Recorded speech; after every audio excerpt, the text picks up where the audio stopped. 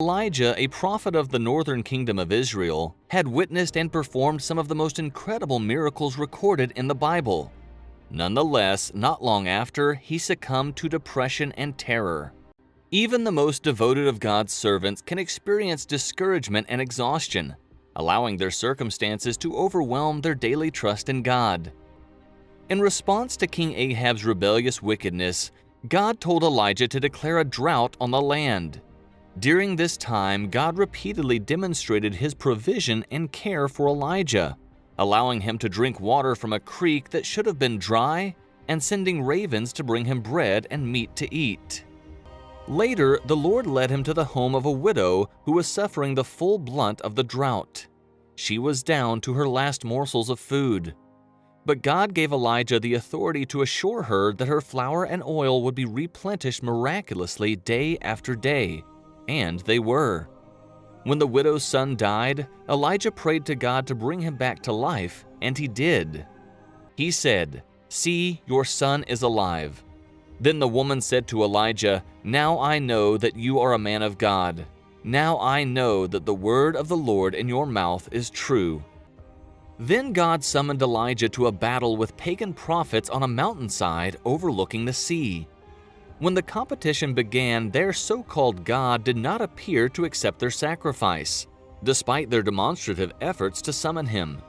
When it was Elijah's turn, he prayed, and the living God consumed the prophet's sacrifice with fire from heaven, despite the fact that Elijah had repeatedly soaked the altar in water. The crowds not only saw God's fire in Elijah, but they also saw it in his ministry, literally. Elijah became frustrated with his people's spiritual rebellion and enraged by the false prophet of Baal.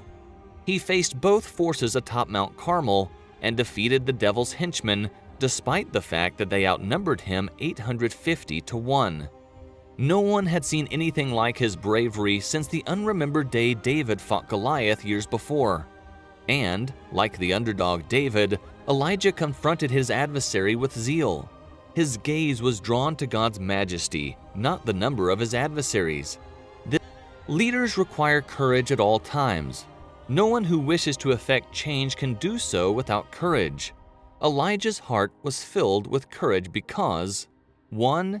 His determination outweighed his reservations. Despite being vastly outnumbered, Elijah determined that Baal had to be confronted at all costs. 2. His desire triumphed over his desperation. Despite the danger, Elijah answered to honor Yahweh above all else. 3. His compassion outweighed his dissatisfaction. Despite his dislike for the people's attitude, Elijah desired for them to find and follow Yahweh. The fire within him drew down God's fire, decisively defeating Baal. Following this incredible display of God's power, he summoned Elijah to perform another miracle. The prophet prayed for the drought to end, and God responded by sending a tiny cloud followed by a torrential downpour. Given all of his success, one would expect Elijah to be brimming with confidence, joy, and praise for the Lord at this point in his life. When he learned that Queen Jezebel had vowed to kill him, he fled to the opposite end of the country, where he sat down under a tree and begged God to take his life. 1 Kings 18:1-9. Ahab told Jezebel all that Elijah had done. He told her how Elijah had killed with the sword all the men who spoke for Baal. Then Jezebel sent news to Elijah saying, "So may the gods do to me and even more, if I do not make your life as the life of one of them by this time tomorrow." Elijah was afraid. He got up and ran for his life. When he came to Beersheba of Judah, he left his servant there, but he himself traveled for a day into the desert. He came and sat down under a juniper tree. There he asked that he might die, saying, "It is enough now, O Lord, take my life, for I am not better than my fathers." When he lay down and slept under the juniper tree, an angel touched him. The angel said to him, "Get up and eat." Then Elijah looked and saw by his head a loaf of bread made ready on hot stones, and a jar of water. So he ate and drank and lay down again.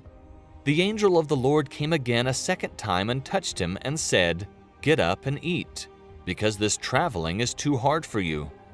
So he got up and ate and drank, and he went in the strength of that food for 40 days and 40 nights to Horeb, the mountain of God. He came to a cave and stayed there. The word of the Lord came to him and said, "What are you doing here, Elijah?" Elijah said, "I have been very careful to serve the Lord, the God of all. For the people of Israel have turned away from your agreement. They have torn down your altars and have killed with the sword the men who speak for you. Only I am left, and they want to kill me." Fortunately, that is not the end of the story. God did not abandon Elijah when he discovered him, to put it mildly, not at his best. No, the Lord picked him up, tossed him back into the fray, provided him with invaluable assistance in the form of the prophet Elisha, and then whisked him away to heaven in a whirlwind.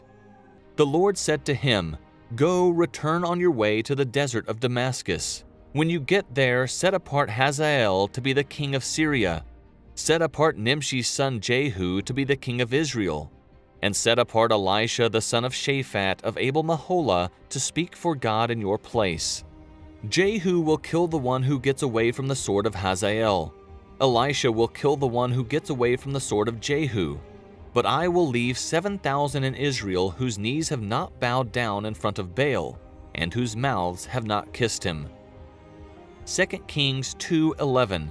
And it came to pass as they still went on and talked, that behold, there appeared a chariot of fire, and horses of fire, and parted them both asunder. And Elijah went up by a whirlwind into heaven. We are human just like the prophet Elijah. We become exhausted, and when our minds and bodies tire, we can become overwhelmed. However, the God who created us, Psalm 103:14, "For he knoweth our frame, he remembereth that we are dust."